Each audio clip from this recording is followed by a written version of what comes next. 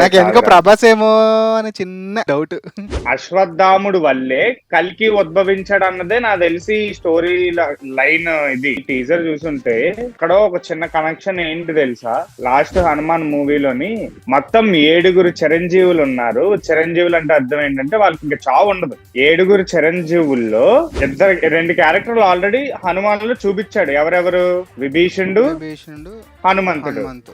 అలాగా ఇంకొక 5 అశ్వత్థాముడు ఒక చిరంజీవి. ఓకే. సో అందుకు నాకు తెలిసి అశ్వత్థామ టిల్ కల్కి ఉద్భవించేంత వరకు అక్కడ ఉండి, కృష్ణుడు అవతారం లాస్ట్ 9 అవతారాలు అయ్యాయి ఇప్పటి వరకు. 10వ అవతారం ఈ కలియుగంలో కల్కి ఉద్భవించాలన్నది మన హిందూ మైథాలజీ ప్రకారం ఉన్నది అశ్వత్థామ.